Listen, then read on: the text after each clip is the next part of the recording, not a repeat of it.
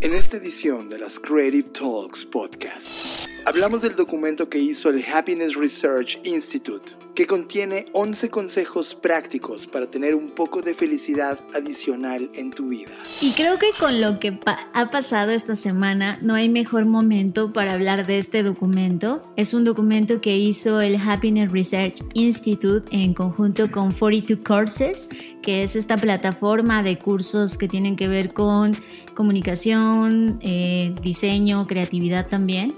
Y bueno, lo que ellos hicieron es darse a la tarea de hacer un pequeño librito, un booklet sobre tips para traer felicidad a nuestras vidas. Y creo que si bien siempre es necesario, dado los tiempos que estamos viviendo, hoy más que nunca me parece totalmente oportuno este tipo de investigaciones, porque además todos los tips que vienen acá están basados en investigaciones científicas.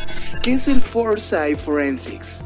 Te lo contamos todo. O sea, hacerle literalmente una autopsia a todos estos reportes y sacar nuevos aprendizajes, no con la finalidad de decir, ay, este autor, pues cómo se le ocurrió, está bien menso, pues qué no vio esto, no en ese sentido, sino decir, a ver, el reporte de los límites de crecimiento, ¿qué nos dejó? ¿Qué salió bien? ¿Qué salió mal? El reporte, no sé, de Delivering Tomorrow de DHL, ¿no? Que es, a ver, ¿qué visualizaba para este momento que estamos viendo? Hacia dónde también a partir de estos aprendizajes podemos proyectar nuevos futuros. Analizamos cómo el Pentágono está utilizando inteligencia artificial para analizar eventos en el futuro. Pero creo que también es un tema de marketing en el sentido de cómo lo están vendiendo, ¿no? Lo están vendiendo como un descubrimiento o como un desarrollo tecnológico que permite predecir qué es lo que va a ocurrir, incluso según esto, días anteriores. ¿Te gustaría vivir en el primer país digital? Te contamos todo sobre el proyecto Plumia. Y dentro de la página van a encontrar una sección que se llama The Plumia Papers, y ahí hay justo eso, un paper, un documento que se llama Fundamentos de un país en Internet. Y habla de los fundamentos que ellos están tratando de implementar en este nuevo país, que son básicamente 5 principios, que es el principio de participación auténtica, el principio de todos los problemas tienen solución, el principio de estar al servicio, el cuarto principio es las mejoras siempre son posibles, y el quinto y el último es comenzar con una base sólida. Y tenemos una entrevista con Blanca Juana Gómez Morera, directora general de Expansión Publishing. Disfruta esta edición de las Creative Talks Podcast.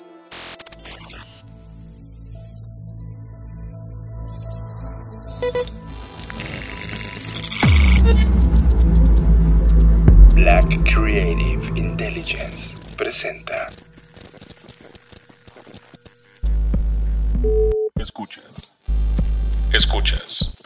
Escuchas un podcast de Dixo. Escuchas Creative Talks. El podcast donde hablamos de creatividad, futuro, innovación, medios, disrupción y emprendimiento. Con Fernanda Rocha y John Black. Por Dixo, la productora de podcast más importante de habla hispana. Por Dixo. Hola, ¿qué tal? ¿Cómo están? Bienvenidos a Creative Talks Podcast, el podcast donde hablamos de creatividad, innovación, negocios, diseño, futuros y muchas cosas más. El día de hoy me acompaña John Black, como cada emisión. Bienvenido, John, ¿cómo estás? Fernanda Rocha, siempre es un placer. Y esta semana en particular tenemos que decir que ha sido una de las más complejas que hemos vivido. Tuve un accidente el fin de semana, un accidente grave. Tuvieron que reconstruirme nuevamente la oreja. La mitad de la oreja izquierda estaba prácticamente separada, dañada, hecha como plastilina, ¿no? del acontecimiento. Me tuvieron que hacer cirugía plástica en esta oreja para reconstruirla. En la mano tengo también una herida bastante dolorosa. Ahora mismo sigo teniendo dolor, no el mismo que tuve el domingo, pero ahora que ya es jueves, afortunadamente puedo ya moverla y tener cierta fuerza. Y tengo una en el labio, el cual pensé en algún momento que me iba a no permitir estar con ustedes en este podcast el día de hoy, pero afortunadamente sí. Pues una vez dicho esto, les doy la bienvenida a todos. Si es la primera vez que escuchas este podcast va de esto. Tema de la semana. Este es el tema que nos robó totalmente la atención. Tema de la semana. Y creo que con lo que ha pasado esta semana no hay mejor momento para hablar de este documento. Es un documento que hizo el Happiness Research Institute en conjunto con 42 Courses, que es esta plataforma de cursos que tienen que ver con comunicación, diseño, creatividad también. Y bueno, lo que ellos hicieron es darse a la tarea de hacer un pequeño librito, un booklet, sobre tips para traer felicidad a nuestras vidas. Y creo que si bien siempre es necesario, dado los tiempos que estamos viviendo, hoy más que nunca me parece totalmente oportuno este tipo de investigaciones, porque además todos los tips que vienen acá están basados en investigaciones científicas. Es decir, no son tips de estos de padre rico y padre pobre o ese tipo de cosas, sino que son tips que de verdad tienen un sustento científico y que además para mí lo más importante del documento es que son muy fáciles de implementar. Es decir, no tienes que tener herramientas costosas o son cosas que podrían calificarse como mundanas, coloquiales, pero que pueden traer grandes resultados, sobre todo en términos justo de felicidad a tu vida. Y creo que son cosas que además tienes que decidir. O sea, como que te toca a ti en el rango decidir por ellas, ¿no? No es como que tengas que comprar algo, como dices, pero que sí te hace notar. Ahorita vamos a repasar uno por uno, Fer. Sí, son en total 11 tips. Bueno, creo que por ahí hay uno extra, pero vamos a comenzar con pasar más tiempo con amigos y familia. Híjole, creo que esto es imprescindible. O sea, y lo hemos venido platicando. Nosotros tenemos la fortuna de, si bien no tenemos muchos amigos, los que tenemos son amigos de verdad. Y siempre pasar tiempo con ellos, y digo pasar tiempo no significa que estemos juntos físicamente, pero tener llamadas, una rutina que comenzamos a hacer porque somos seguidores de la Fórmula 1 es después de la Fórmula 1, tenemos una llamada con nuestros amigos para comentar y ese tipo de interacciones sí traen dosis de felicidad a tu vida. Y creo que aquí un tema importante y de valor es que hay como dos tipos de amigos y dos tipos de familia, ¿no? Los amigos y familia impuestos, que es lo que cuando naces en un seno familiar, pues es la familia que te rodea, y los amigos de la familia que te rodean, lo cual a cierta edad decides, bueno, en este nuevo radar de selección creo que no califica más que el 2%, está muy bien. Y luego los que tú seleccionas del mundo que vas descubriendo. Aquí lo que necesitas es realmente entender quién es tu amigo y quién es tu familia. Y sé valiente. O sea, tus amigos no son los 5 millones de personas que te siguen en Facebook o en Instagram. No son. Son una pequeña selección de personas que inclusive tú sabes cuál es el platillo que aman ellos comer. Ese tipo de relaciones han estado contigo en las buenas, en las malas, comparten tu música. Vuelve a conectar con esas personas. Trata de hacer una limpieza y tratar de identificar quién no es un amigo y quién no es familia. Este primer tema es muy valiente porque tienes que hacer realmente como dentro de tu radar una selección y limpieza y disfrútalos, acércate. Sí, justo aquí el dato, digamos, científico es, o que comprueba esto, es que en una investigación pues, se dieron cuenta que una de las razones por las cuales ha decrecido la felicidad es porque ha decrecido la calidad de las relaciones de comunidad y relaciones sociales. Y por eso aquí uno de los tips es esto que John está comentando, que me parece interesante, pero directamente del reporte está el tema de, pues, ofrécete como voluntario, ve si alguien a tu alrededor necesita algo, tus vecinos o tus amigos, ¿no? Creo que también está, ser amigo es tener esta iniciativa, ¿no? También de querer ayudar, de preguntar genuinamente si alguien necesita algo y tomar como esta iniciativa, ¿no? Que a veces nos cuesta un poco de trabajo, pero creo que es totalmente válido.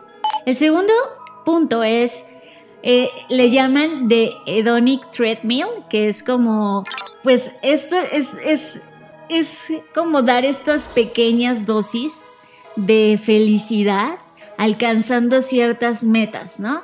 Y creo que esto está padre en el sentido de que te da a entender que la felicidad no es un punto de llegada, la felicidad es una constante construcción, un camino que vas tomando y que puede ser que de repente tengas como estos altibajos o estos puntos positivos, negativos, que puedas considerar que te está yendo bien y otros momentos no, pero justo habla de este tema de que constantemente agradezcas y te des cuenta de lo que tienes y que eso forma parte de alcanzar tu meta, que si bien no es el 100% de la cosa que quieres lograr, estás llegando de poco en poco en porcentaje a esa ganancia. Y creo que eso es importante porque a veces confundimos y pensamos que la felicidad es un punto de llegada y pensamos, cuando haga esto voy a ser feliz, cuando me pase esto voy a ser feliz, y es justo, no, sé feliz ahora en el camino en el que estás intentando llegar a eso.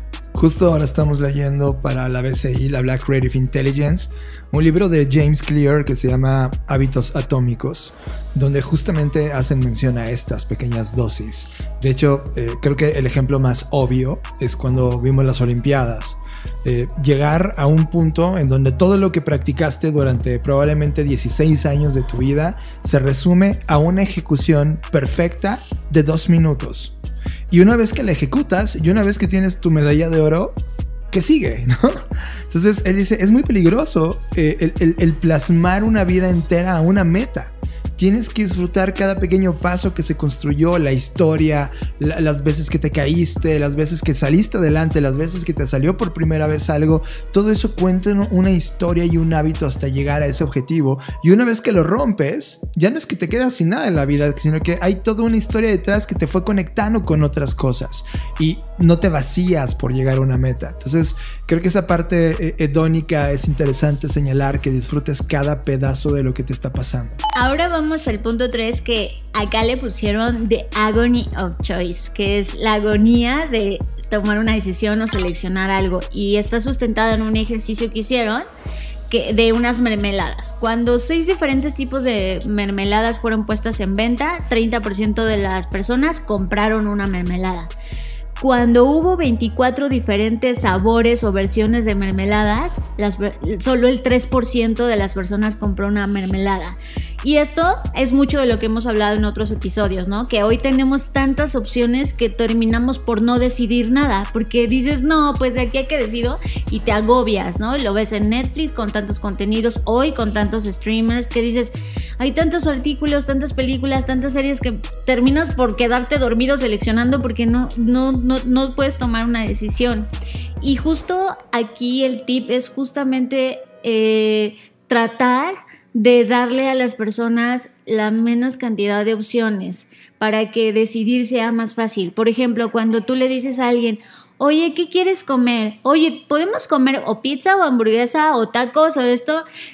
Seguramente la otra persona te va a contestar lo que tú quieras. Entonces, trata de hacer más fácil esta toma de decisiones, y a mí en lo personal me pasa eso, y John a veces me dice, es que podemos hacer esto o esto, y me dice tanto que le digo, ay, ya, lo que sea. O sea, es como me agobia tener tanto de dónde elegir. Entonces, ese punto ayudaría muchísimo.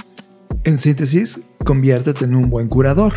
De todas las opciones que hay, trata de delimitarlas a 3 o 4 y ya está. Y no te agobies por todas las posibilidades que hay. Escoge una y ya, ¿va?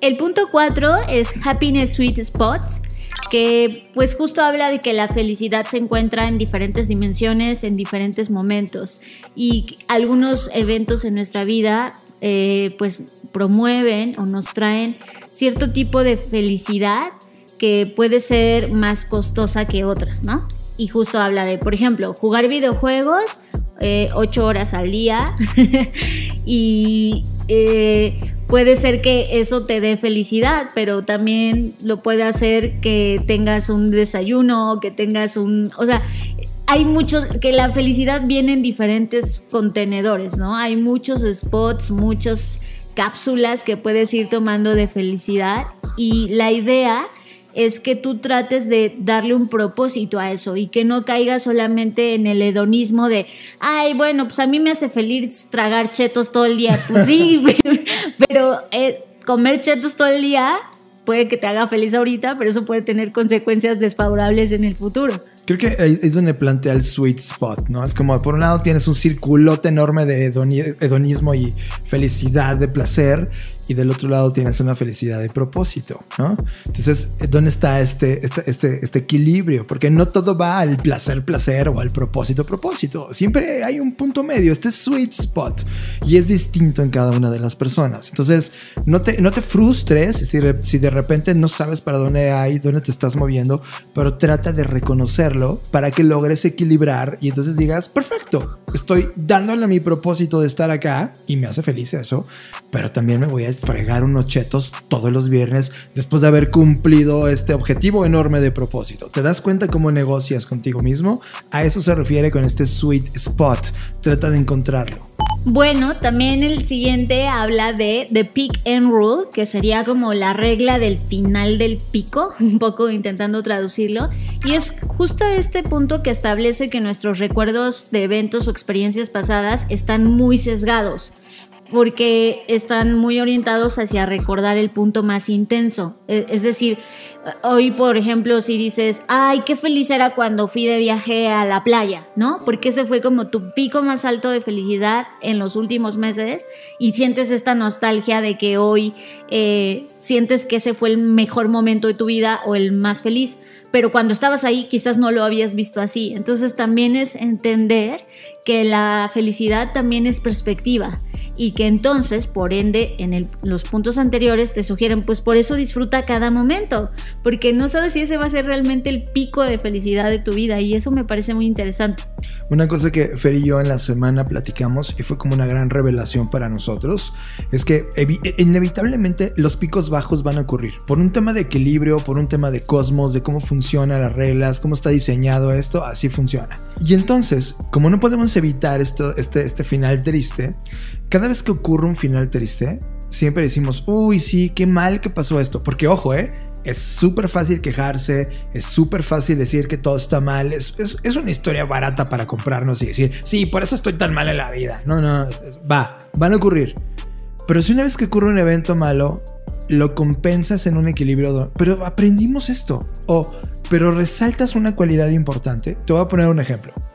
Llegó un proyecto de nosotros, un proyecto súper divertido, súper retador, en donde yupi, nos emocionamos y nuestro pico alto era wow, lo que podría pasar con este proyecto.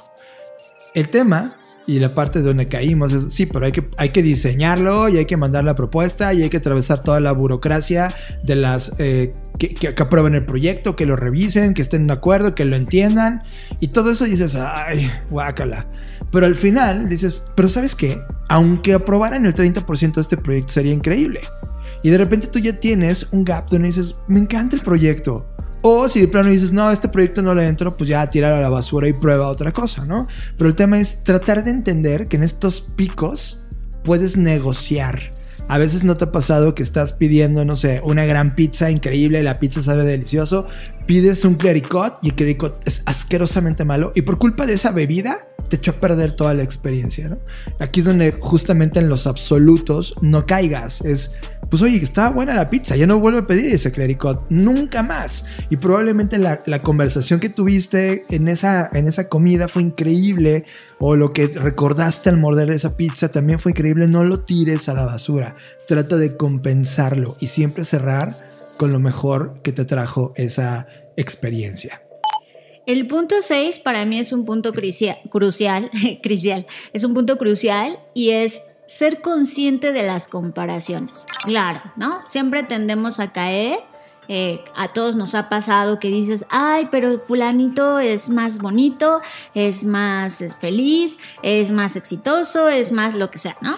O el contrario, ay, no, pues yo estoy mejor que fulanito o sutanito. Y entonces, si hacemos estas comparaciones, pues obviamente siempre vamos a estar en un estatus, ya sea abajo o arriba, ¿no? Y eso es justamente lo que hoy nos pasa con las redes sociales, sobre todo cuando vemos como, entre comillas, las vidas perfectas de todos, pues sentimos que, híjole, entonces yo no soy feliz, ¿no? O sea, esto no es felicidad, estoy en la miseria, etcétera. Pero por eso dice, sé consciente de eso, sé consciente de que todas las personas, independientemente de lo que nos vendan en redes sociales, pues están seguramente atravesando algo. Siempre las personas estamos resolviendo algo, ¿no? De manera consciente o inconsciente. Entonces es como no te concentres en estas comparaciones, disfruta tu vida, disfruta lo que tú tienes, disfruta, y como decía John, pues agradece las cosas, aunque siempre va a haber algo malo que ocurra, agradece todo lo que sí es bueno para ti. Hace una semana tuve un pleitazo, pero pleitazo con Fer, por justamente este punto. Y fue de, Fer, me estoy comparando con esto y mira, tenemos que alcanzar esto. Y es como, aprendí de toda esa discusión y después de 2 horas de jalarnos los cabellos mutuamente, no físicamente, pero sí intelectualmente, llegamos a un tema. Es injusto compararte, por una razón. La única forma en la cual sí sería aceptable que te compararas es que 1, las reglas fueran las mismas para todos. 2, la historia que tú vives sea idéntica a la de ese ser humano, como para decir, ups, con los mismos recursos yo logré esto y la otra persona no.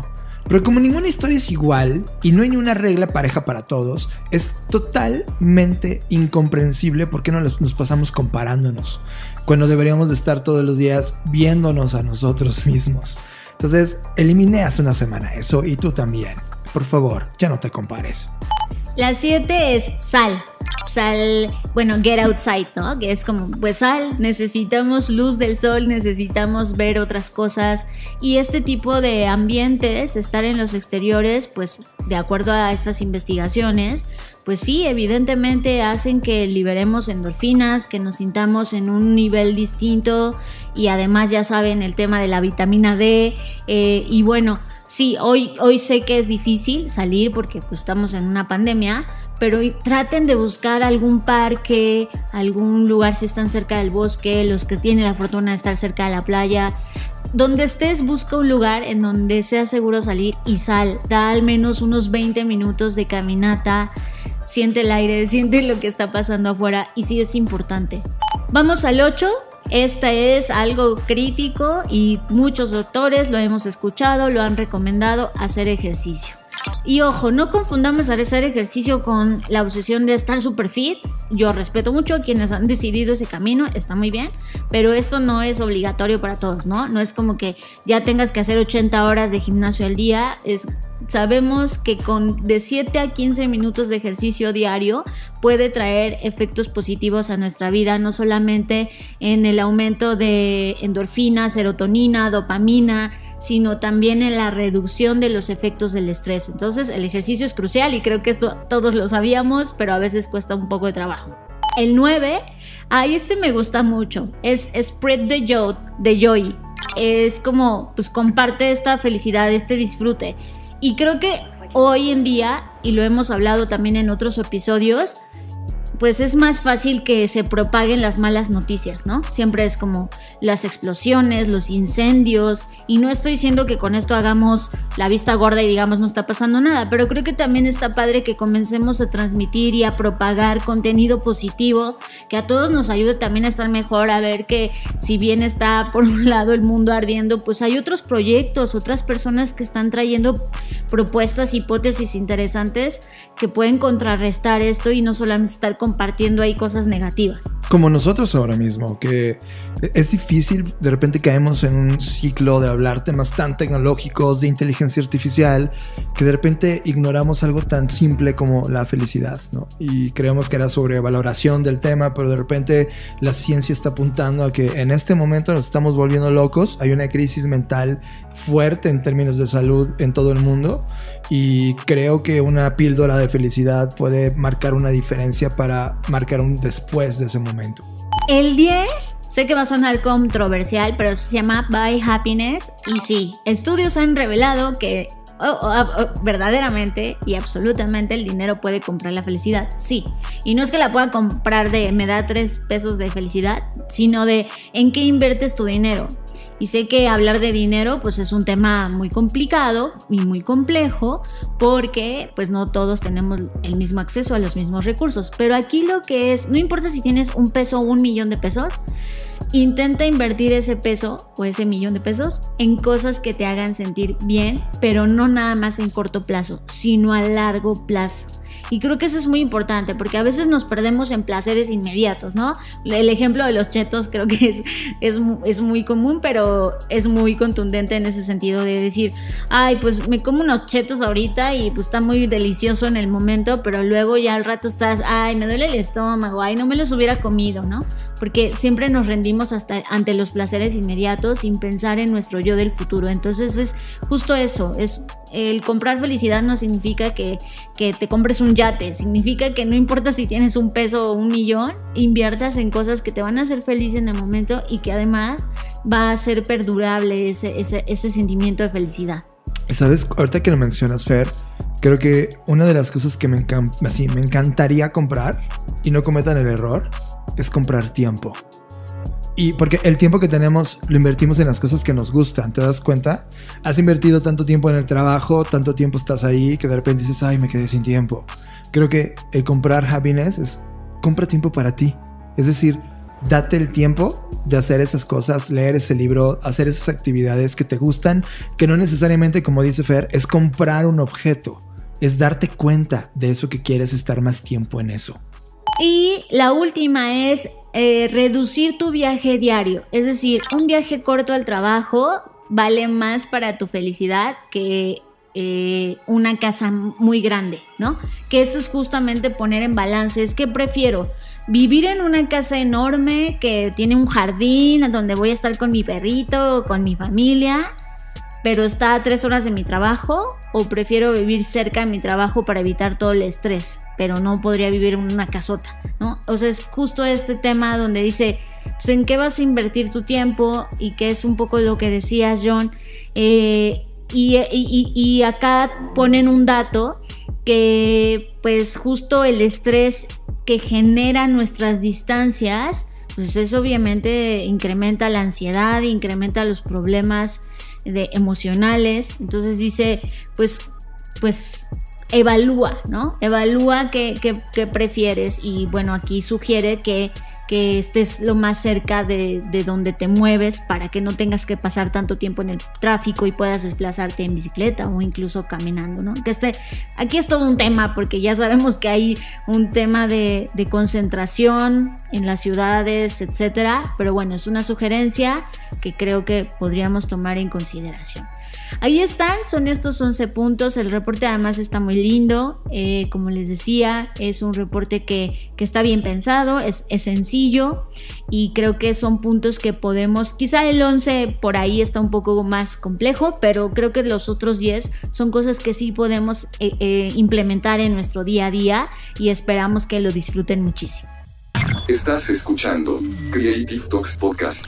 Todo esto que estamos viviendo, lluvias intensas en un lado del continente, fuego y sequías en el otro, crisis económica, política, social y de salud por el efecto COVID-19, todas nos han dejado un aprendizaje. Tú y yo somos tripulantes de una nave galáctica llamada Planeta Tierra. Nos dimos cuenta que a pesar de las diferencias culturales, ideológicas, económicas o regionales, somos una sola civilización en una sola biosfera y estamos por enfrentar otro evento global, nuestra sobrevivencia en este planeta. Esta semana conocimos el informe sobre el cambio climático de la ONU, que nos advierte que el calentamiento global está por salirse de control y nos declara en código rojo. Antonio Guterres, secretario general de la ONU, dijo que se trata de la campanada para poner fin al carbón y los combustibles fósiles. En muchos conceptos, el sistema económico actual basado solo en ganancias y rentabilidad, en explotación, en industrialización, está financiando nuestra destrucción.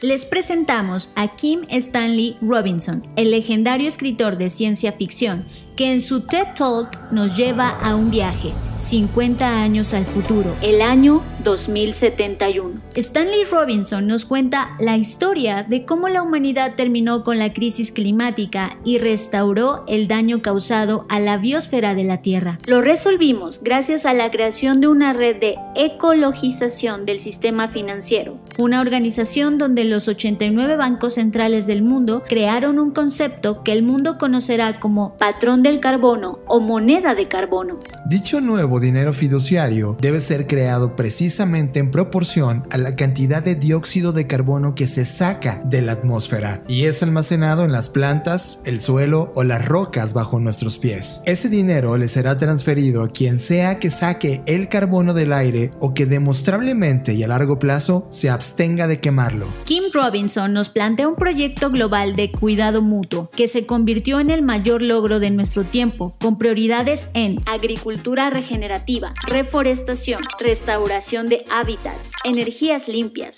ganadería ecológica y cuidado de reservas de tierras silvestres. El objetivo es que todos esos esfuerzos por decarbonizar dejaron de costar dinero y comenzaron a generar dinero. Una idea que definitivamente podría resolver el gran reto de esta década. Busca la charla completa de Stanley Robinson en TED.com. Nos vemos en el futuro. Estás conectado a Creative Talks Podcast. Fernanda Rocha, en la semana pasada, ya es uno de los temas que no pude abordar en el podcast pasado, nos enteramos que el Pentágono está utilizando inteligencia artificial para analizar eventos en el futuro. ¿Sabes qué imagen se me vino a la cabeza? ¿Te acuerdas cuando Tom Cruise en el 2002 sale esta película que se llama Minority Report, en donde había una policía que utilizaba a precogs, que eran estos humanos genéticamente mutados que tenían estas habilidades psíquicas para ver imágenes y adelantarse en el tiempo y entonces poder arrestar a los criminales justo antes de que cometieran un crimen? Sí, totalmente. Pues esto es lo que tengo en la cabeza. Creo que el Pentágono ha venido haciendo una serie de experimentos en estos años de dominio de información global que se llama GIDE, y el pasado 13 de julio se llevó a cabo en la base de la Fuerza Aérea de Peterson un evento de comando cruzado que involucró a representantes de 11 comandos combatientes en el Departamento de Defensa de Estados Unidos, y lo que están utilizando prácticamente es el Big Data y la inteligencia artificial para tratar de anticiparse a eventos futuros. Voy a leer textual lo que dice el comandante de Defensa Aeroespacial de América del Norte. Dice: lo que hemos visto es la capacidad de llegar mucho más lejos, dejar de ser reactivos a ser realmente proactivos. Y no estoy hablando de minutos y horas, estoy hablando de días. Esto es lo que dijo el general Glendy Van Herk al respecto de este experimento. ¿Qué piensas, Fer? Bueno, en primer lugar, lo que pienso es que sí, me lleva a todas estas películas, principalmente Minority Report, donde pues por un lado siempre ha sido el interés del ser humano, esta curiosidad de poder saber qué es lo que va a pasar, ¿no? De anticiparnos. Pero creo que también es un tema de marketing en el sentido de cómo lo están vendiendo, ¿no? Lo están vendiendo como un descubrimiento o como un desarrollo tecnológico que permite predecir qué es lo que va a ocurrir, incluso según esto, días anteriores. Y estos modelos predictivos pues ya existen desde hace muchos años. O sea, por ejemplo, los mismos algoritmos que hay en las redes sociales son pues algoritmos de predicción. Lo que Amazon tiene en su tienda es un algoritmo de predicción donde dice: ay, compraste una pasta dental hace 14 días, seguramente ya se te va a acabar, ya te mandamos la otra, ¿no? O sea, creo que también Estados Unidos, como siempre, nos quiere vender la idea de no, ya estamos descubriendo cómo viajar al futuro, y no es cierto, güey. O sea, simplemente ahora lo estás declarando abiertamente, porque seguro esto lo han estado haciendo durante todos los años. Lo estás declarando abiertamente diciendo que ya vas a poder predecir cosas, y que a mí aquí creo que esto raya un poco en lo que se conoce como las profecías autocumplidas de, a ver, ¿en serio están creando algo para ver el futuro? O más bien, siempre está esta duda de si realmente la máquina o esta inteligencia está adivinando el futuro, o si sus acciones están determinando una reacción a su acción ante el potencial de un hecho. Es decir, ¿están prediciéndolo o lo van a provocar y nos lo van a vender como, ay, ya lo habíamos predicho? ¿Saben? Como... digo, siempre Estados Unidos hace muy bien todo este tema de vender las cosas y de cómo se promociona. Lo que sí es un hecho es que tenemos que saber que este tipo de tecnologías predictivas existen y que siempre se han querido utilizar en muchos sentidos militares, ¿no? Para predecir ataques, para predecir crímenes.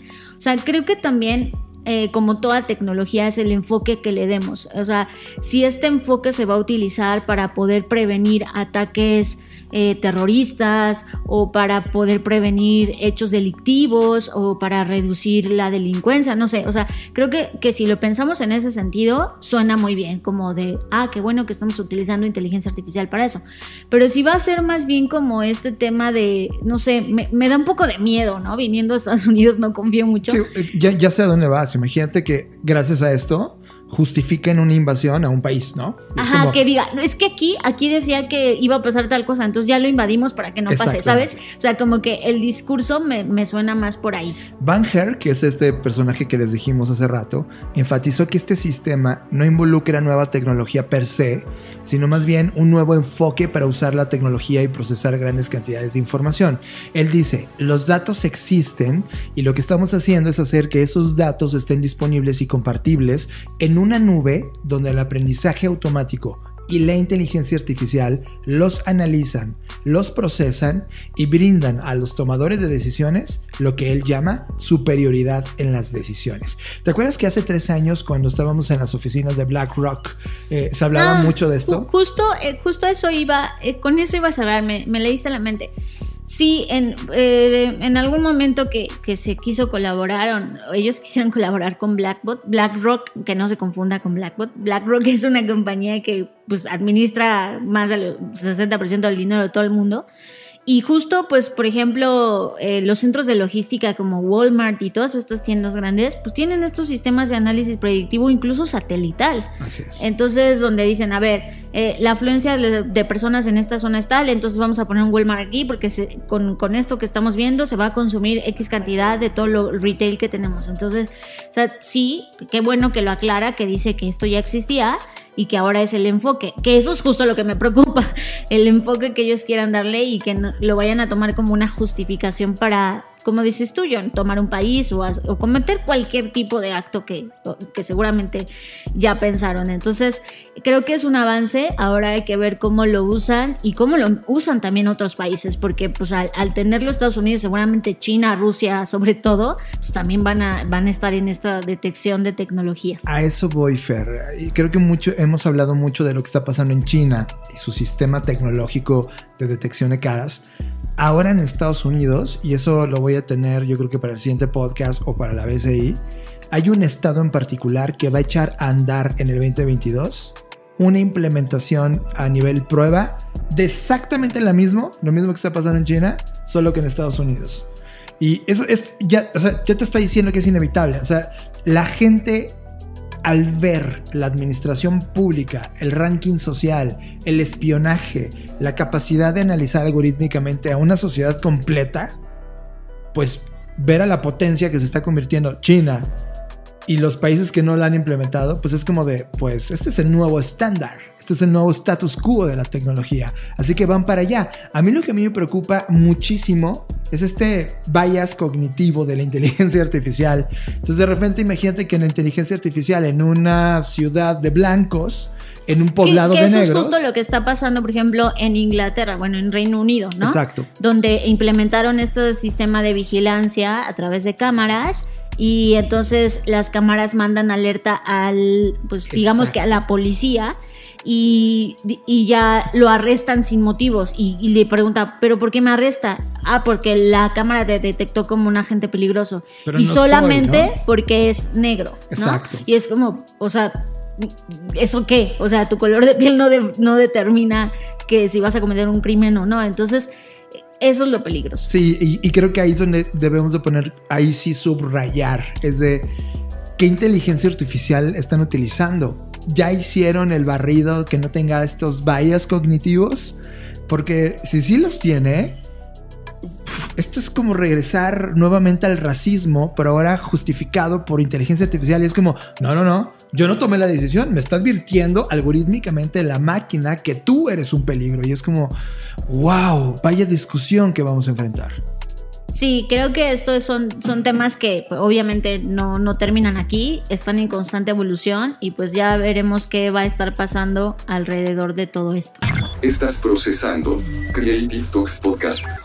Y para complementar justo este tema y contrarrestarlo además, porque pasamos de un tema predictivo a un tema ahora sí realmente de diseño de futuros o de prospectiva. Como ustedes saben, la diferencia entre una cosa y otra es ni los estudios de futuros, ni el diseño de futuros, ni la prospectiva pretende adivinar ni predecir nada, contrario a la tecnología esta del Pentágono, ¿no? No es la intención decir, ay, este futuro es el que va a pasar o tener una especie de bola de cristal, para nada. Todo esto de los estudios de futuros es una disciplina formal que lo que intenta es ampliar nuestro espectro de los futuros posibles para, ante eso, seleccionar el futuro preferido, y esto, pues en el mejor de los casos, hacerlo de manera colaborativa, donde todas las partes estén de acuerdo que ese es el futuro por el que se debe apostar, por el que se debe luchar y por el que se debe trabajar. Y mucho de esto evidentemente ha sido estudiado, ejecutado, analizado, y se han generado reportes de no solo de tendencias, sino de escenarios. Ya hemos hablado aquí de algunos de ellos, el de los límites de crecimiento, que es creo que del que más hemos tocado, pero hay muchos otros en el mundo tanto análogo y digital, de lo que han hecho pues otros prospectivistas, ¿no? Desde la Segunda Guerra Mundial prácticamente hasta acá. Y algo muy interesante es que cuando tú te acercas a leer estos reportes que hablaban de los futuros, y casi siempre que te topes con estos estudios vas a ver la palabra futuros en plural, porque pues la disciplina estudia los futuros, no un solo futuro, pues te das cuenta que muchas de esas cosas se cumplieron, algunas de ellas se cumplieron de maneras distintas a las que los autores en su momento habían pensado, y otras tantas pues definitivamente no están ni cerca de lo que realmente pasó. Y eso es perfectamente normal. Es decir, como les decía al inicio, la disciplina de estudios de futuros no pretende atinar el futuro, pretende que tengamos esta visión anticipatoria de podernos preparar ante diferentes escenarios. Pero algo que sí se ha criticado en diferentes libros y diferentes autores que han hecho, por ejemplo, en el último libro que ya habíamos hablado de él, que se llama How to Future, hablan mucho de esto, de cómo muchos de estos reportes pues evidentemente no estaban ni cerca hacia donde el futuro realmente pues terminó siendo. Y ante eso, Yame Kashio, que es pues un futurista que pues ha trabajado mucho en este tema, y que además trabaja en el Institute for the Future, o el Instituto del Futuro, acaba de escribir una entrada muy pequeñita en el blog del Instituto del Futuro, donde habla de un concepto que a mí me llamó totalmente la atención, que es Foresight Forensics, que sería como pues hacerle análisis forense de la prospectiva, ¿no? Exacto. Y la idea aquí es que pues las personas que se dedican a la prospectiva puedan examinar los restos de un pronóstico antiguo, o de un reporte antiguo, de un documento antiguo, y tratar de averiguar no solo dónde estaba en el objetivo, sino qué salió mal. Y además, no solo eso, sino también analizar por qué sale mal, por qué se perdió el pronóstico, por qué no se fue por ese camino, por qué sí se fue, o sea, hacerle literalmente una autopsia a todos estos reportes y sacar nuevos aprendizajes, no con la finalidad de decir, ay, este autor, pues cómo se le ocurrió, está bien menso, pues qué no vio esto, no en ese sentido, sino decir, a ver, el reporte de los límites de crecimiento, ¿qué nos dejó? ¿Qué salió bien? ¿Qué salió mal? El reporte, no sé, de Delivering Tomorrow de DHL, ¿no? Que es, a ver, ¿qué visualizaba para este momento que estamos viendo? Hacia dónde también a partir de estos aprendizajes podemos proyectar nuevos futuros. Creo que se me hace un trabajo muy interesante, muy minucioso también, pero sobre todo también muy necesario, ¿no? En donde todos estos reportes pues ya sí han sido citados y referenciados evidentemente, sobre todo académicamente hablando, pero creo que analizados a profundidad y volverlos a poner en la conversación y extraer aprendizajes es algo que es muy necesario, ¿no? Se hace con la historia, por ejemplo. Entonces creo que esto es interesante, y una cosa que me parece también muy buena es que él mismo dice, yo comencé a hacer esto con mis propios reportes, ¿no? Y en el artículo él dice, me da risa porque el Yamei Kashio que escribió esto hace 20 años, pues no estaba ni de cerca de pensar todos los cambios que iba a haber, cambios culturales, pero hoy lo veo con otros ojos y lo analizo con otros ojos, tengo nuevos aprendizajes y creo que eso es muy interesante. Totalmente de acuerdo. En el mundo del arte y de la gente que hicimos carrera en diseño de experiencias digitales, por ejemplo, enlazadas al arte, teníamos algo que se llama cadáver exquisito, ¿no? Que era como, imagínate que un periódico en este momento cierra, un periódico online, y en lugar de cerrar para siempre la página web, lo que hace es un compendio de los mejores momentos, los mejores artículos, lo mejor que vivieron en el periódico, y lo deja online, y ellos lo pagan, ellos siguen pagando y la renovación del hosting, para que en el futuro o en el cortísimo plazo alguien quiera analizarlo o utilizarlo como referencia y no se pierda ese punto de vista que ellos vieron en esa línea del tiempo, lo cual te permite poder destazar órgano por órgano y analizar qué fue lo que ocurrió y poder tener una base de datos cada vez más exacta, más compleja, por cierto, para poder tener información y perspectivas mejores. Creo que el ejercicio me encanta, y inclusive la palabra forensic la puedes aplicar a todo, a tus proyectos, a tus decisiones de vida, a todo. Creo que hay que ser forenses en las cosas que ya dejamos atrás. Es que eso es justo a lo que voy. Ahorita este caso es muy particular porque estamos hablando de la prospectiva y de todos los estudios que se han hecho alrededor, sobre todo reportes, insisto, artículos, etcétera.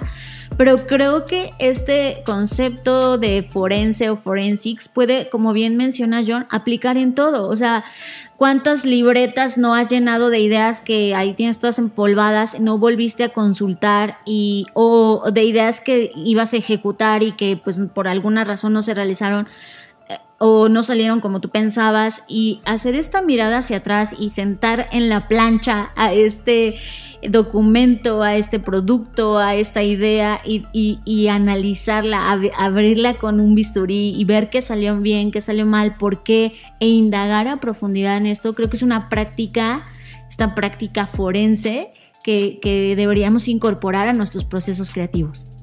Estás procesando Creative Talks Podcast. Ya saben que Fernanda Rocha es este ser humano que te dice, mira John, mira esto, y termino yo seduciéndome por sus ideas. Eso pasó en la semana cuando me enseñó un proyecto que se llama Plumia.country, que tiene una tesis de base. Hoy tú y yo probablemente tenemos un pasaporte, y este pasaporte está basado en el lugar donde nacimos, en el país donde estamos. Entonces de repente dices, tengo un pasaporte de tal nacionalidad, cuando yo tal vez, pues la verdad pienso más como de aquel lado. Ok, hoy Internet, en el planteamiento original, no hay una nacionalidad per se. Es una aldea global con esta idea de Marshall McLuhan, donde, oye, no hay nacionalidades. Internet tiene otros límites, es otra infraestructura. ¿Qué pasaría si, siguiendo esta idea de aldea global, en lugar de tener países, solo tienes uno y se llama Internet? Y una vez que eres tripulante de ese país Internet, hubiera un pasaporte que te defina. ¿Cómo cambiaría tu percepción de lo que significa un país en Internet? Con esto es la base del proyecto Plumia Country Fair. Es muy interesante. Plumia es una ONG que trabaja justo para construir un país digital que trascienda las fronteras nacionales y democratice el acceso a oportunidades y servicios sin importar nuestra ciudadanía de nacimiento. Es decir, que a través de esta nueva ciudadanía que te otorga este país, tú puedas tener acceso a cosas que en lo físico, dadas las fronteras que existen físicamente, no puedes tener. Voy a poner un ejemplo rápido. Por ejemplo, tú ahorita, si contratas un seguro de vida, que creo que eso es algo que deberíamos hacer todos, pero que puede ejemplificar. pues estás limitado a los servicios de seguro de vida que se ofrecen en tu país, ¿no? Y si tú quisieras contratar un servicio, no sé, de una calidad como de Suiza, pues necesitarías tener documentación suiza para poderlo contratar. Y lo que esto quiere es que no necesites eso, que digas, bueno, sí soy mexicano, pero además tengo esta nacionalidad de Plumia Country y eso me da acceso a otro tipo de servicios que están más allá de las fronteras físicas que existen. A mí me parece el primer ejercicio de metaverso no declarado todavía porque está en la fase de proyecto, de lo que se van a convertir en los... híjole, es que son ejercicios larva, así nosotros decimos a este tipo de momentos, cuando la larva es concebida, de lo que van a ser las ciudades de innovación de futuro.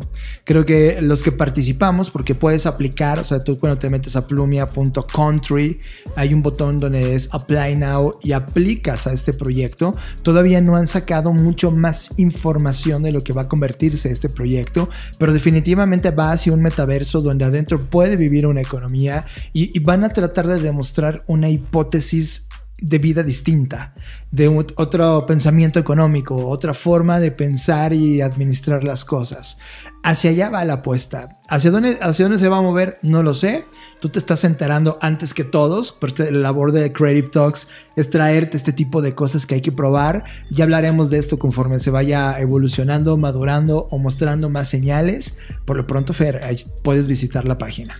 Y dentro de la página van a encontrar una sección que se llama The Plumia Papers y ahí hay justo eso, un paper, un documento que se llama Fundamentos de un país en Internet. Y habla de los fundamentos que ellos están tratando de implementar en este nuevo país, que son básicamente 5 principios, que es el principio de participación auténtica, el principio de todos los problemas tienen solución, el principio de estar al servicio. El cuarto principio es las mejoras siempre son posibles y el quinto y el último es comenzar con una base sólida. Por esa razón, esto es como bajo aplicación.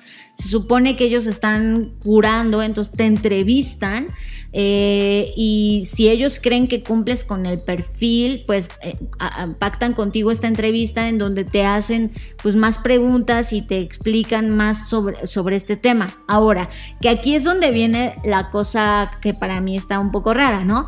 O sea, creo que para poder abrir este país, o sea, entiendo que el concepto país pues es un conjunto de muchas cosas, normas, leyes, creencias, costumbres, etcétera, ¿no?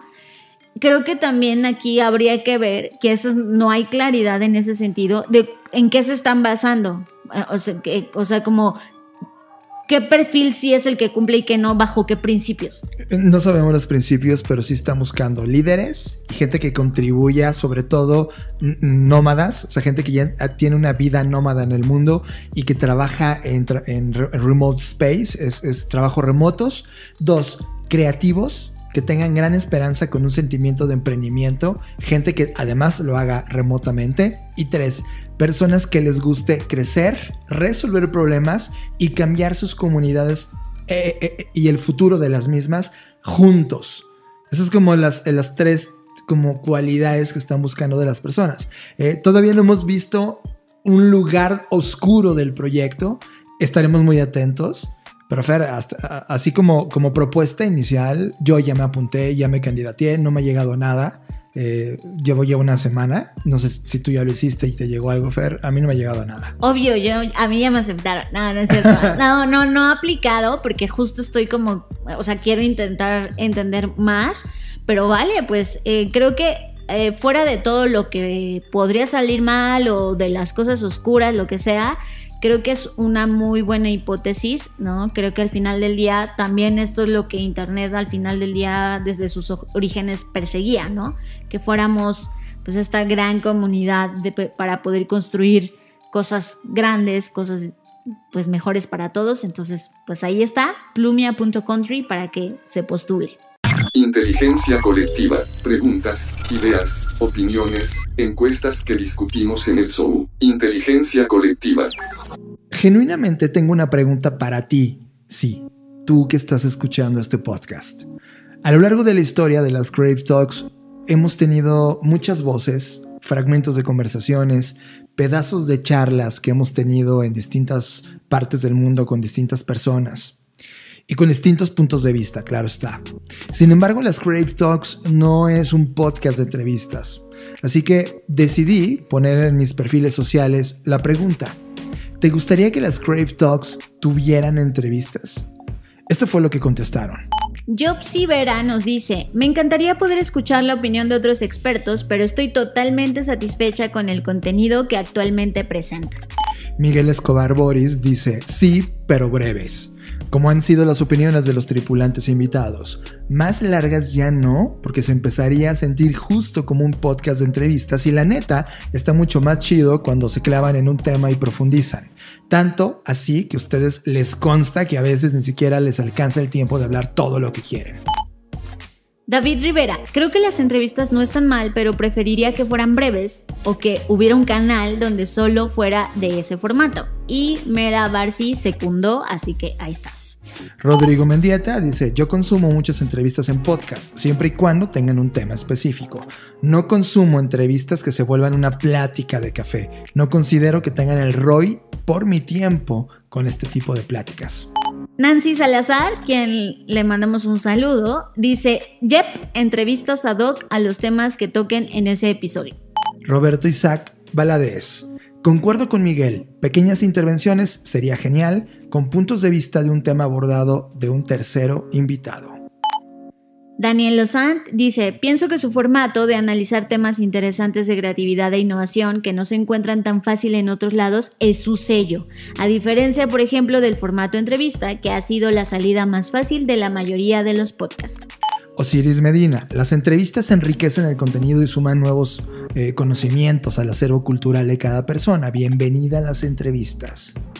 Jorge Alberto Corona dice: of course. Y la última que tengo en LinkedIn hasta este momento donde estamos grabando el podcast es de Genaro Mejía, que dice: sí, me laten las entrevistas, abrazos. Ever Fermín Luna dice: sí, siempre es bueno contar con más puntos de vista y visiones sobre un mismo tema. Paloma Zamora nos dice: sí, pero alternadas en un podcast, sí, en el otro, ¿no? Y así, para hacerlo más sorpresivo y con personajes pro. No, hombre, qué comunidad tan más exigente. Fabián Oyola dice: sí, sobre todo si el tema lo amerita. Obtener valor de personas que están poniendo en práctica los conceptos es súper valioso. Quizás como recomendación, cuidar mucho que solo sean segmentos cortos y bien definidos, para no perder la esencia de lo que ya es el programa. Ali Torres dice: super sí. Y Víctor Ruiz: sí, las entrevistas generan valor adicional y a veces hasta provocan el debate. Es buena idea. Así que hemos decidido una cosa. Nos vale. Nos valen sus opiniones, ¿no es cierto? Después de habernos agarrado intelectualmente de las greñas, porque es algo que hemos estado platicando en las últimas 2 semanas con mucha intensidad, hemos decidido que en las Creative Talks podcast las entrevistas va a ocurrir una vez cada mes y en una dosis muy corta. Y además el formato como lo vamos a hacer es un formato que estamos experimentando, porque no van a ser las entrevistas tradicionales, van a ser unas entrevistas con una narrativa distinta, con un approach distinto. Y por ejemplo tenemos esto. Lo que van a escuchar es a Blanca Juana Gómez Morera.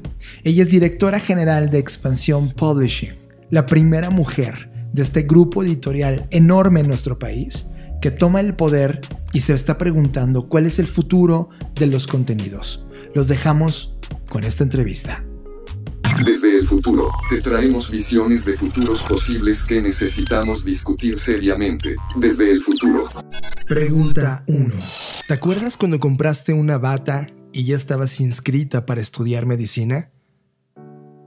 ¿Qué fue lo que había dentro de ti?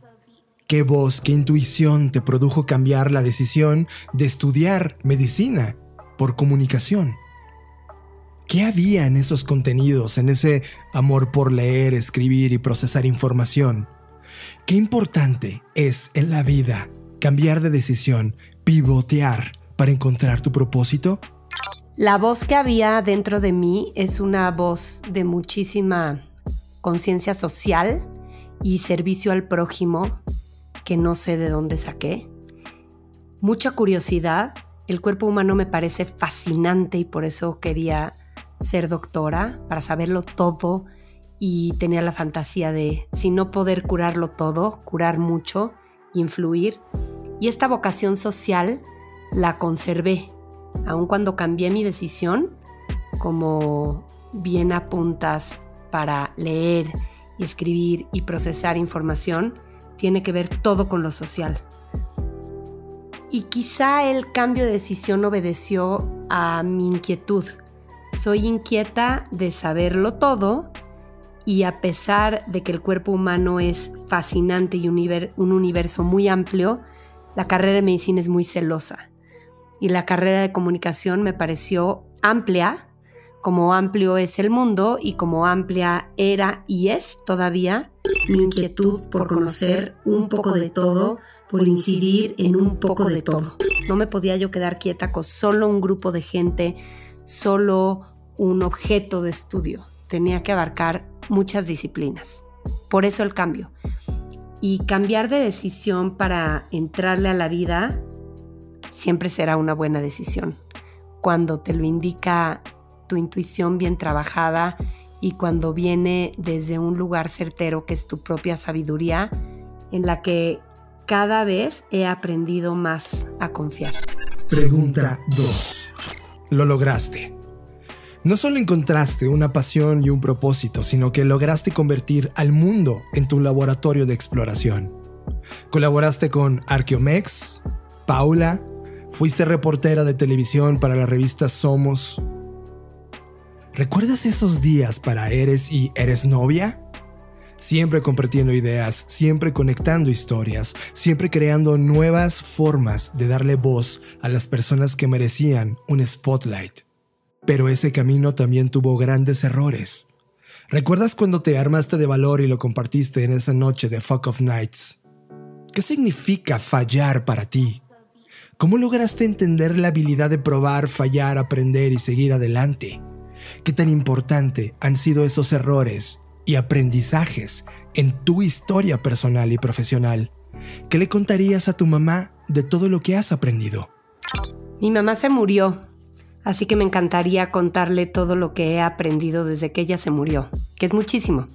Y definitivamente los errores son lecciones. Eso es lo más que son los errores. Son una friega, son molestos, incomodan, duelen, dan oso. Uno se siente ridícula, tonta, pero son piedras angulares y te hacen caminar y te disparan hacia otro lado. Dicen que el dolor es lo que mueve. El dolor de equivocarse mueve a no quererse equivocar otra vez, pero la humildad es clave para poder seguir en el camino. Sí que me acuerdo de esos días en que era una mocosa, creyendo que me comía el mundo y el mundo era bastante chiquito. Y ahora que pienso que mi mundo es más amplio, alguien más amplio que yo se reiría también de lo chiquito que es. Sin embargo, siempre meterle pasión a mover, a exhibir en el buen sentido, visibilizar, contar, narrar, escribir. Y con escribir quiero decir como escribir una historia de algo, por más mínimo que sea, me apasiona y me sigue apasionando. Y he cometido muchos errores y muchos ridículos y me imagino diciendo una bola de barrabasadas a mis jefes en diferentes momentos de mi historia profesional, o publicando tonterías o creyendo que yo tenía la razón, con una necedad y una seguridad que de veras es de dar pena. Pero pues no importa, porque fallar y caerte y hacer el ridículo es necesario como paso anterior a levantarte, pararte y caminar más rápido o más hacia adelante. Pregunta 3.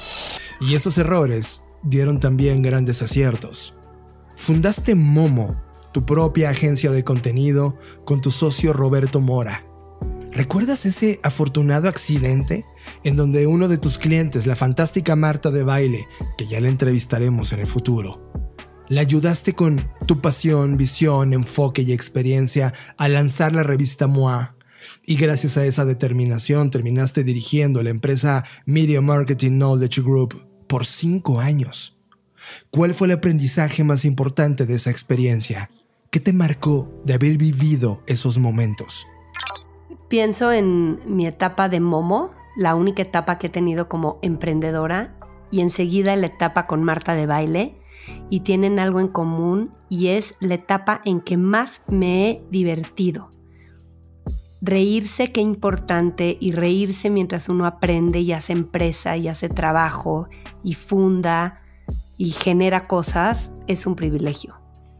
El aprendizaje más grande de esos años, está muy difícil centrarlo en una sola experiencia, pero quizá es pues la gran resiliencia, el puedo con lo que toque.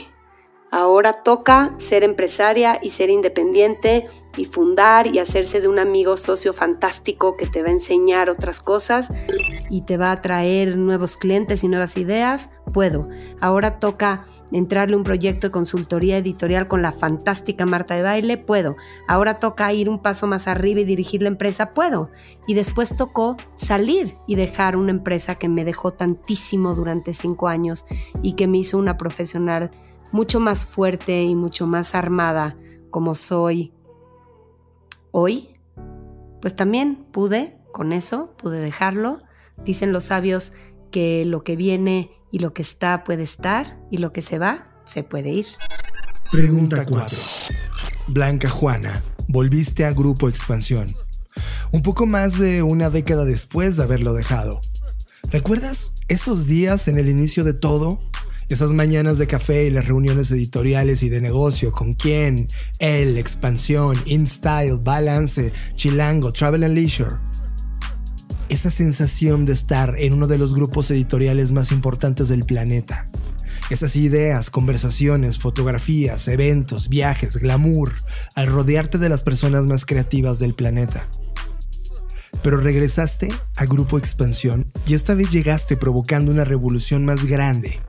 No solo te convertiste en la primera mujer en ocupar la dirección general de Expansión Publishing en la historia de la compañía, sino que también te convertiste en una promotora de nuevos formatos digitales, como los podcasts. Trajiste conceptos como contenido líquido y como nunca antes, todos estos experimentos sociales digitales han encontrado una nueva relevancia en el presente. ¿Cómo es regresar nuevamente a una de las casas que te vio nacer? Y sobre todo, volver a darle voz y espacio al feminismo empresarial. Importante confiar en la vida y su devenir. En la primera etapa de Expansión, en algún momento mi jefe de entonces, que por cierto fue el jefe que me hizo regresar 10 años después, él desde otra posición, yo desde otra posición. Pero bueno, la primera etapa de Expansión, un día ese jefe me dijo, Blanca, you could run this company.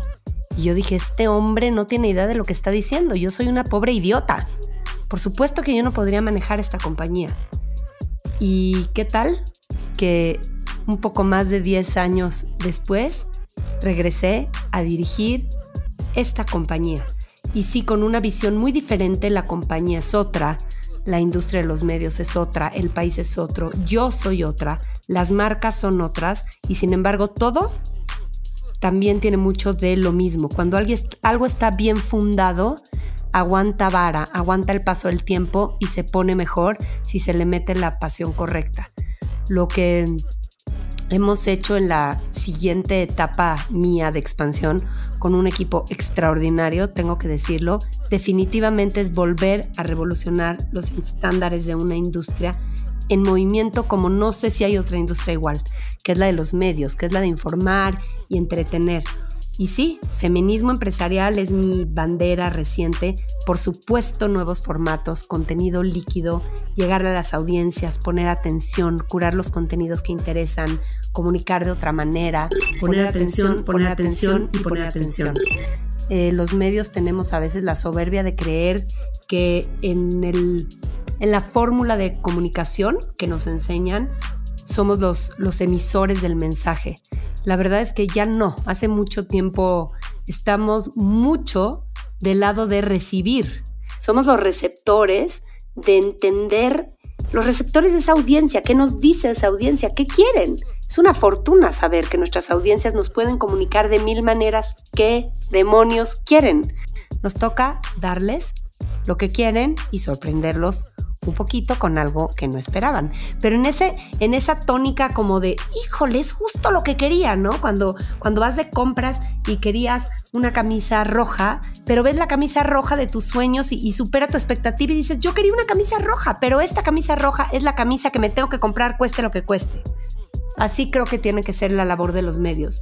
Hacerle caso a la audiencia, darle exacto lo que estaba buscando y un poquito más. Una sorpresa muy positiva, en formato, en contexto, en algún plus que sea disfrutable para su consumo. Pregunta 5. Blanca Juana, felicidades por el podcast Mujeduría y por tu apuesta que estás haciendo en tu vida. ¿Sabes? Coincido contigo. Las marcas y las compañías siempre necesitarán de encontrar audiencias. Pero no olvides una dolorosa realidad. El modelo ha cambiado en el presente. Tu presente. El mecanismo de entrega era un ad, un anuncio, publicidad, un espacio de 30 segundos, una hoja impresa en CMYK, un billboard con fotografías increíbles. Pero la gente hoy odia esos anuncios. Le da clic al botón saltarse anuncio o paga su suscripción con tal de no perder tiempo en mensajes publicitarios que no quiere ver. Odia la industria de interrupción que hemos ayudado a crear. Como te lo dije, las marcas siempre necesitarán encontrar audiencias, pero ya no es una industria de alcance o de impactos. Es una industria de relevancia y relaciones que originan una riqueza de valor contextual. ¿Cómo ves el futuro de la relación? Medios, contenido, audiencias. ¿Cuál es tu apuesta a la cual le vas a dar todo el tiempo de experimentación posible para los siguientes años? Por supuesto que no olvido que ese modelo cambió. Ese modelo cambiado es lo que me quita el sueño, pero ya decidí que no me quite el sueño para mal o para pensar que esto es un problema. No es un problema, es una oportunidad. Los medios serán los medios para siempre. Yo tengo la fortuna y el privilegio de estar en una gran posición en los medios y me toca analizar, experimentar, estudiar, copiarle al de enfrente, copiarle al que lo hace mejor, experimentar en cabeza ajena del que se equivocó, volver a equivocarme y darle a cómo monetizar y hacer dinero y al mismo tiempo darle valor a quien me escucha, a quien me lee, a quien me ve. ¿En qué voy a concentrar toda mi pasión? En curaduría de contenido. Curaduría de contenido porque content is king es lo más choteado como frase, pero es lo más verdadero. Ahora a todo le llamamos contenido, porque cada ser humano es contenido y cada ser humano es un storyteller. Entonces, si bien está choteado el concepto, es muy orgánico como concepto. Cualquier cosa que pueda ser contada, narrada, platicada, videada, podcasteada, es una oportunidad de contenido, de atrapar una audiencia y por lo tanto de hacer negocio con ella. ¿Cómo? Tú mismo mencionaste varias maneras que otros que van más adelantados con nosotros como industria o como país han experimentado.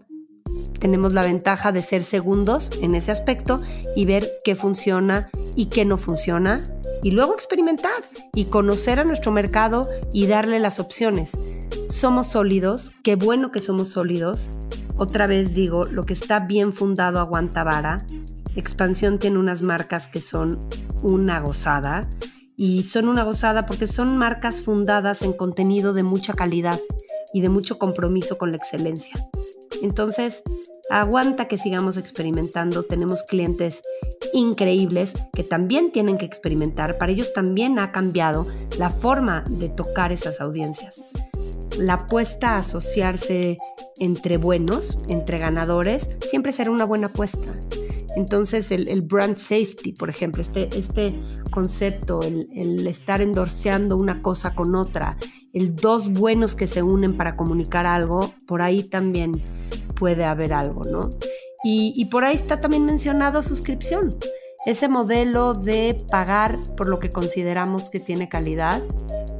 Creo en eso, creo que lo bueno vale, el cómo te lo dan, el de qué forma, en qué medida, con qué cuota, en qué tiempo, perdón por la tos, pero aunque esto suena muy futurista, somos humanos y yo toso, no tengo COVID, pero toso. Pues eso es lo que me quita el sueño. Seguir averiguando cuál es ese modelo sin soltar nunca el compromiso con la calidad editorial. Pregunta 6. Blanca Juana, el mundo te ha calificado de forma brillante. Podemos encontrar calificativos como dúctil, intuitiva, fuerte, creativa, decidida, entrona, con una energía inagotable y contagiosa, una amante de las historias. Pero llega la pregunta más importante para ti. ¿Te gusta tu historia? ¿Qué es lo que te ha inspirado? ¿Qué libros, qué música, qué ideas, qué personas son las que te han ayudado a construir esto? Pero sobre todo, ¿a dónde apuntas, Blanca Juana? ¿Quién serás en el 2040? ¿En qué humano te convertirás? ¿Cuál es la habilidad o cualidad más importante que explorarás en esta línea del tiempo? Ahí me califican bien, como dices, porque la vida ha sido generosa conmigo, porque sí que tengo una energía muy, muy fuerte y eso también es gratuito y es dado. Es en parte genética familiar, es en parte formación. Uno pone de su parte en la formación, pero uno recibe mucho y yo sí soy muy agradecida por ello. ¿Qué parte me toca a mí? Y en eso me concentro bastante. Ver qué hago con lo que he recibido.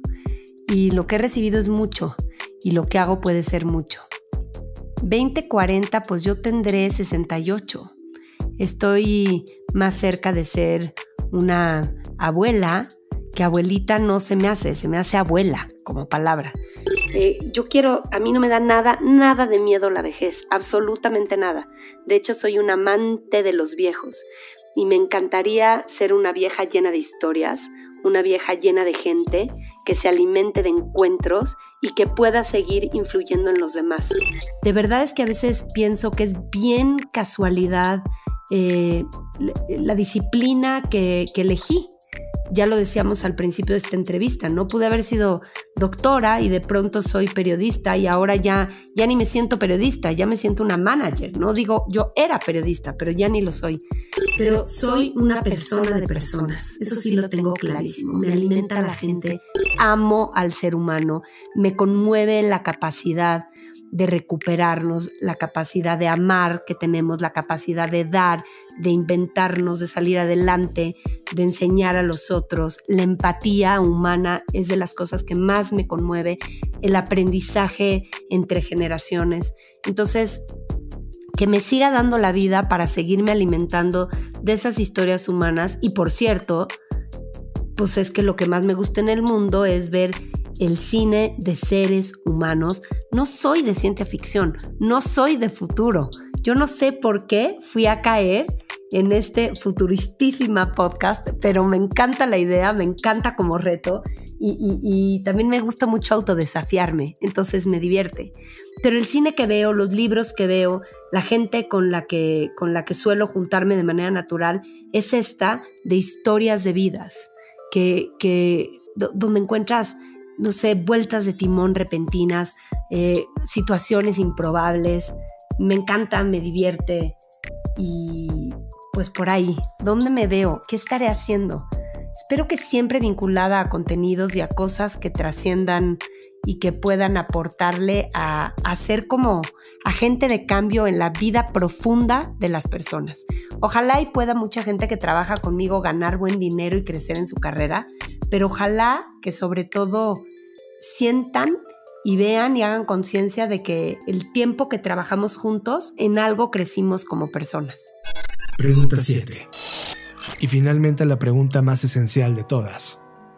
Imagina que por alguna razón fracasamos como humanidad, ya sea una combinación entre medioambiental, una guerra energética, irresponsabilidad corporativa o un evento global nos eliminó como raza humana. Y lo único que sobrevivió de esa raza fue este audio. Un audio en MP3 de tecnología humana. Y en este audio está tu entrevista. Miles de años después, la siguiente raza inteligente llega al planeta. No sabemos si es una raza del espacio o una evolución de la misma Tierra, pero se topa con este audio MP3 tu audio MP3. ¿Qué aprendizaje, qué consejo, qué idea, qué advertencia o sugerencia le darías como única representante de la humanidad a esa nueva raza de seres que están en este planeta? Lo siento, no hay posibilidad de que la humanidad fracase, porque la humanidad tiene la semilla más germinadora que puede existir, que es el amor. Y mi respuesta a esta pregunta va a ser eso. Si esa posibilidad que me planteas se diera y en verdad no existiera nada de la humanidad más que esto, mi único consejo sería: seres, quienes sea que escuchen esto, si existe la semilla del amor humano, hay que sembrarla y hay que ponerla a trabajar y a que crezca y cosecharla. El amor es salvador. Tengo hijos que consideran que esto es una respuesta hippie y les da pena, mucha pena. Lo tengo comprobado, no es un choro. El amor es lo único que nos salva, y el amor entendido como voluntad, como compasión, como empatía, ponerse en los zapatos del otro, vernos a los ojos, entender que el otro tiene heridas igual que yo, que al otro le duele algo igual que a mí, que el otro quiere ser alguien aunque se equivoque, que nadie quiere fregarte, que todo mundo estamos haciendo lo mejor que podamos. Y sí, creo que no hay gente mala. Y no soy una estúpida, optimista, poco realista, conozco suficiente del mundo, he tenido pérdidas, he sufrido, leo mucho, veo mucho y aún así creo en el ser humano y su capacidad de amar. Blanca Juana, muchas gracias por tu tiempo y las fantásticas ideas capturadas en audio. Y como te lo dije, nos vemos en el futuro. ¡Qué cool! ¡Qué cool entrevista! Nos vemos en el futuro. Qué forma tan original de hacerme contestar conceptos relevantes, divertidos, me hicieron pensar, me encantó. Estás conectado a Creative Talks Podcast. Pues ya está. Como siempre, ha sido un placer llegar hasta este punto. Se nos ha ido el tiempo muy rápido y no me queda más que invitarlos porque ahora mismo las inscripciones, las aplicaciones están abiertas para nuestro curso estrella del momento en Black School, que es el Customer Experience Innovation. De verdad, está quedando, mira. Está brutal. Estoy haciendo mi manita así como los italianos, ya saben, así. Sí, delicioso. Delicioso, está quedando increíble, así que espero verlos por ahí, me va a dar muchísimo gusto. Y tú también, John, ya estás cocinando otro curso para Black School, cuéntanos un poco. Está justamente esta semana me tocó hacer el primer borrador del calendario, pues no es editorial, sino educativo, de lo que va a ser este curso. Y creo que el branding como concepto ya dejó de ser un tema únicamente de impactos y de logotipo y de diseño per se, diseño gráfico. Ahora tiene propiedades mucho más fortísimas, más profundas, en donde no solamente se habla de la parte gráfica, sino también del propósito de la compañía. Así que llegó la hora de hablar de nuevo branding y vamos a mezclar un tema de diseño de marca con innovación en los negocios. Entonces, cualquier persona que en este momento esté pensando en crear una compañía, ya no solamente es un producto que lanzas al mercado o un servicio que lanzas al mercado, sino ahora también todo el concepto, la justificación de por qué problema estás haciendo, qué problema resolviste, cuál es el punto de vista de la marca, etcétera, para poder hacer nuevo branding. Esto sigue cocinándose. Esto no va a salir en los siguientes 2 meses, ni siquiera 3. Es probable que por lo extenso que es y lo complejo que es en términos de la práctica, va a terminar siendo un proyecto de fin de año totalmente, pero estoy dedicado en él. Les mantengo informados cuando este salga. Y también vamos a tener, gracias a la Black Creative Intelligence, reportes mensuales. Estamos haciendo los últimos ajustes para lanzar el primero, que se va a tratar sobre la exploración espacial. Ahora que ya se puso tanto de moda, bueno, pues vamos a hablar de qué implicaciones tiene, no solamente para los millonarios, sino para el resto de nosotros que estamos aquí en la Tierra y que vamos a estar aquí todavía unos años más. Así que, bueno, pues esténse pendientes del lanzamiento de este reporte. Y pues ya saben, yo soy Fernanda Rocha, me pueden seguir en redes sociales como @FernandaRoche. Y yo soy John Black en @JohnBlackBot. Y como en cada episodio, nos vemos en el futuro.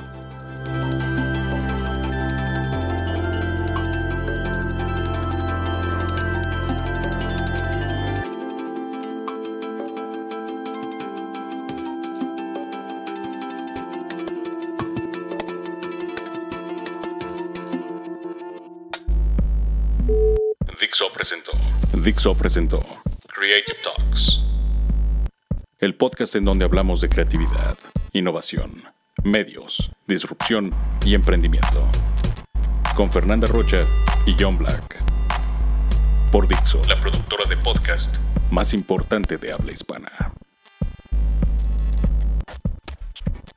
Nos escuchamos en el futuro.